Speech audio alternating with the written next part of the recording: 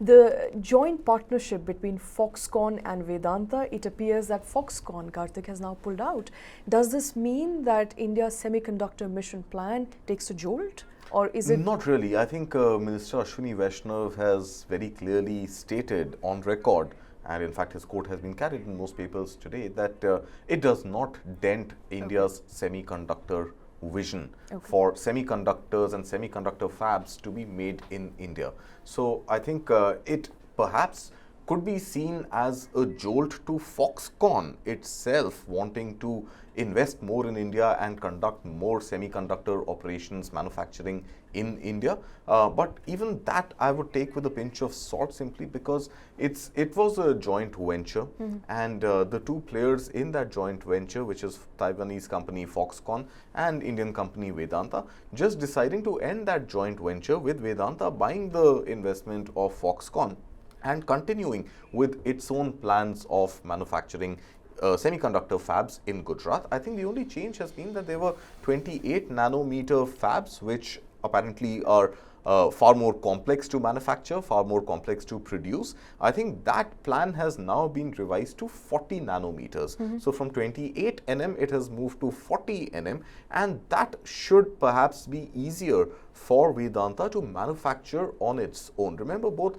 Foxconn and Vedanta still needed a right technology mix, a right technology player to partner with them for that joint venture to produce the 28 nm fabs. Now, those 28 nm fabs don't seem to be on the immediate drawing board, and with that progressing to 40 nm, Vedanta seems to be fairly confident that it does not need a partner like Foxconn to make those 40 nm fabs.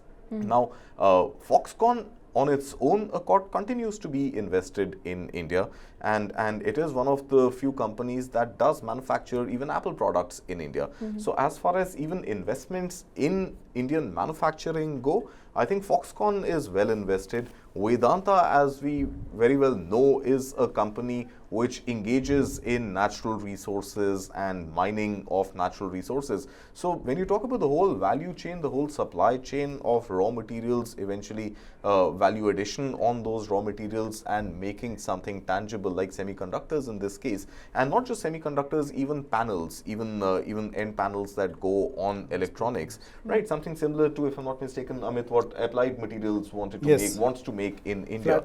Flat displays, right? So I think it is pretty much confident that even without Foxconn, Vedanta will be able to go ahead with its semiconductor manufacturing of fabs in India, and yeah, it seems to be still very well invested in going ahead and making those fabs. Right. So I overall, think it the doesn't only dent hindrance the, perhaps would be technology, because which is where the but application remember, has for been the lagging. 28 nm fabs, they still wanted a third technology That is partner. correct, right. So I think nothing stops With Vedanta Foxconn being from pulled out, it would be difficult for them to fetch a partner apparently for technology. not. I don't think they have split on lack of technology available internally. They've split basically on their respective visions on how to go ahead with this final output of manufacturing semiconductors. It's been more of a strategic disagreement rather than technology, because remember, even when the JV was on, there still was need for a third technology player to come in. So nothing stops Vedanta now from independently going and acquiring that technology,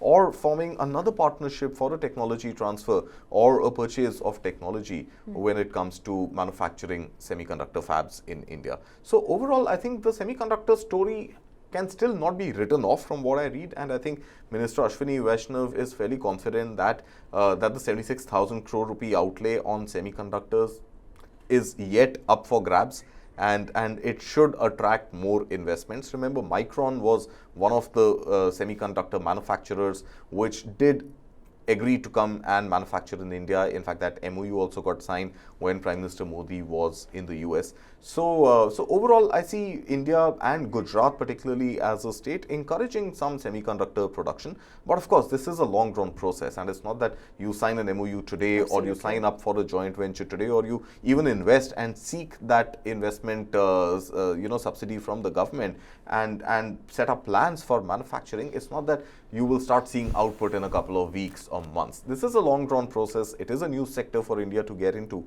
and I think it's a little early to ring any alarm bells that this joint venture falling apart is going to dent India's semiconductor dream. I doubt we can write it off yet. It's interesting though, both the Minister for IT and MOS had to come on record to suggest that this is not going to dent India's semiconductor mission plan, the dreams that India has.